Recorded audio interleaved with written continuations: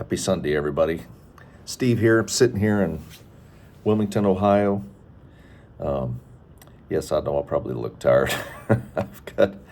Flew yesterday, landed, got in about 8 last night here, and got a good night's sleep. I just made myself wake up early because I've got to fly tonight, all night tonight to Seattle. So I wanted to be able to take a nap in the afternoon. So it's a little bit of strategy figuring out how to sleep. But I was reading this morning in 2 Samuel, interesting chapter. And again, I love how over the years, you read the same chapter, and it just God tells you something different every time you read it, based on something you're going through or experiences or anything else in your life, and just shows you something different. I love that. But 2 Samuel 14, interesting story. So, little background. So this is David. His son Absalom had killed one of his brothers, a son of one of David's other wives, who, because his brother had raped Absalom's sister, and then cast her away, didn't want to have anything to do with her, shamed her, and so Absalom remembered that, planned and everything else, and had the big party, and ended up killing that son, and then ran away. So he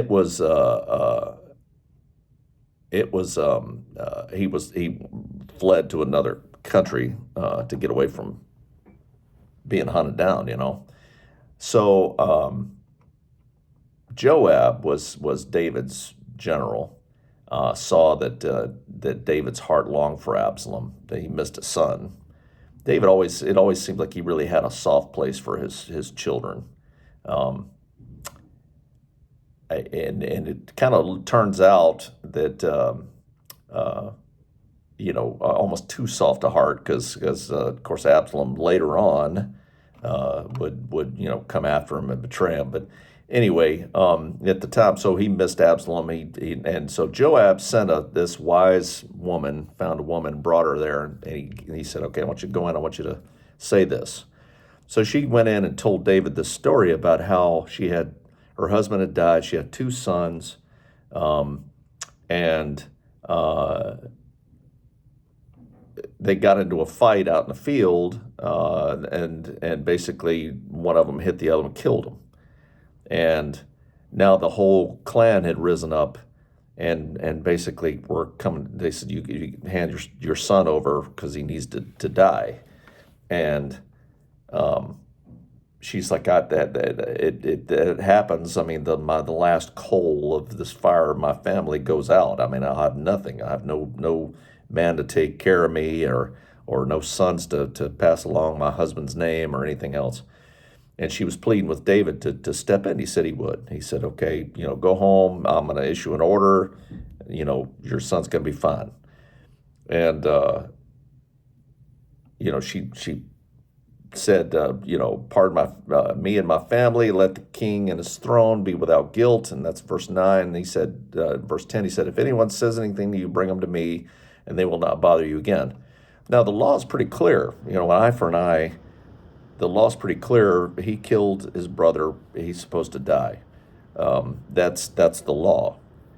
So the neat little twist here is that this woman, and through Joab, who was pretty crafty as well, kind of backed David into a corner, because David, had a merciful heart, and he's like, "Okay, I know the law says that, but the right thing to do here is to have mercy and forgive the son." And you basically forswear justice in this case, and let the boy live. So then she turns right around and says, "Well, why are you then?" In verse 13, she says, "Why then have you devised a thing like this against the people of God? When the king says this, does he not convict himself? For the king has not brought back his banished son. Like water spilled on the ground, which cannot be recovered, so we must die.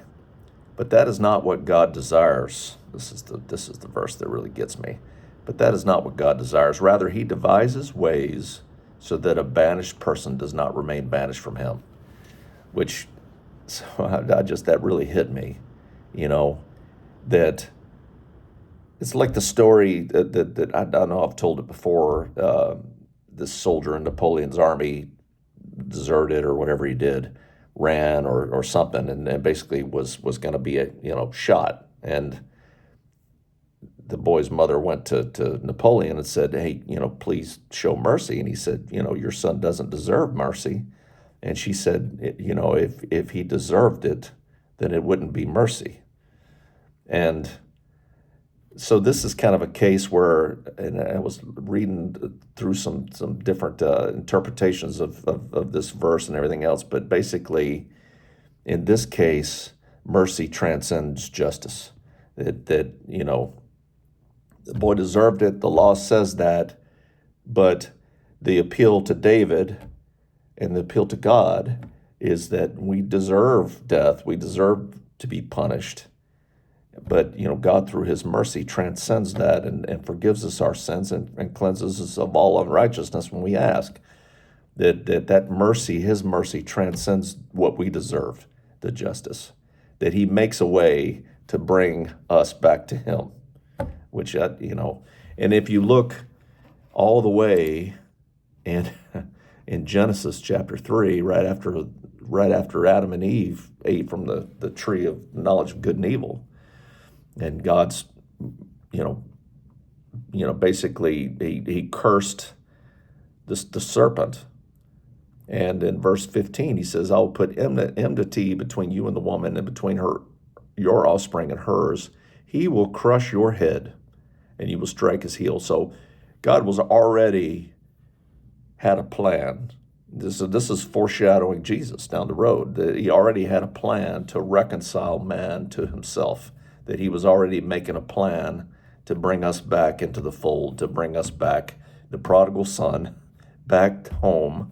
He already was planning that. Everything he plans. The Old Testament's a beautiful.